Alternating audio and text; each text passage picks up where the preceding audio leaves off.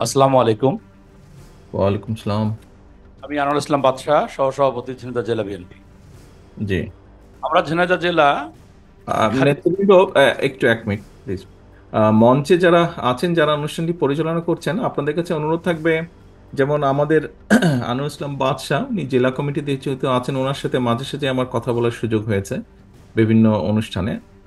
ধন্যবাদ। আমার থানা বা উপজেলা পর্যায় থেকে যে সকল নেতৃবৃন্দ এসেছেন, দয়া করে সেখান থেকে সুযোগ দিবেন প্রশ্ন উত্তরের। ধন্যবাদ। জি, বাদশাহ বলেন।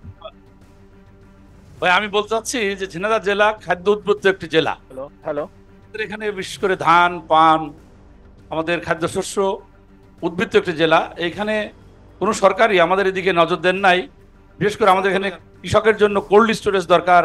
আমাদের জেলাতে সরকারি কোনো কোল্ড স্টোরেজ নাই। তো আপনার কোনো পরিকল্পনা আমাদের সরকারের আছে কিনা আগামীতে আমাদের এই এই কৃষককে বা আমাদের ঝিনাইদহ জেলাকে এই সরকারিভাবে কোল্ড স্টোরেজ সহ অন্যান্য সুবিধা দেওয়া যায় কিনা?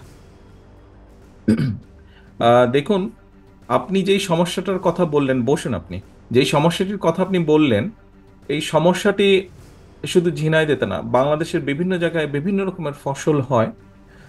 বিশেষ করে শীতকালে অনেক ফসল, অনেক শাকসবজি যেগুলো হয়, যেগুলো আরো কিছুদিন মানুষ খেতে পারতো, কিন্তু কোল্ড স্টোরেজ জাতীয় এরকম কিছু না থাকার কারণে অনেক সময় আমরা দেখেছি, যেমন এখন বোধহয় ফুলকপি বা বাঁধাকপির দাম খুব পড়ে গিয়েছে, এবং বিভিন্ন জায়গায় কৃষকরা দামটা না পাওয়ার কারণে গরু ছাগলকে দিয়ে দিচ্ছে, গোখাদ্য হিসেবে এটি ব্যবহার হচ্ছে। কয়েকদিন আগেও বোধহয় বেশ দাম ছিল।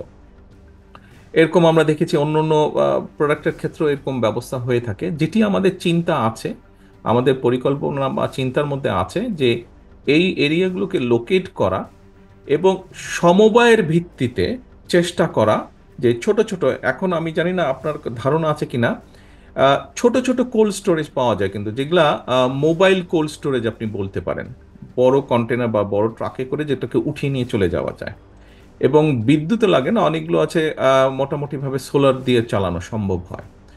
তো কোঅপারেটিভের মাধ্যমে হয়তো আমরা, এইরকম একটি চিন্তা আছে যে কোঅপারেটিভের মাধ্যমে আমরা হয়তো এরকম বিভিন্ন জায়গায় যেখানে এই ধরনের ফসল হয়, যে কৃষকরা অন্তত আরো 2-3 সপ্তাহ যাতে এটিকে কোল্ড স্টোরেজে রেখে, যেই সময় এটার উৎপাদন হবে না জমিতে, সেই তারপর থেকে 2-3 সপ্তাহ অন্তত সেটাকে যাতে প্রিজার্ভ করে রাখা যায়, যাতে কৃষক এবং ক্রেতা উভয়ই যাতে এটার একটা সুবিধা পেতে পারে। এইটি পরিকল্পনা আমাদের আছে। ধন্যবাদ।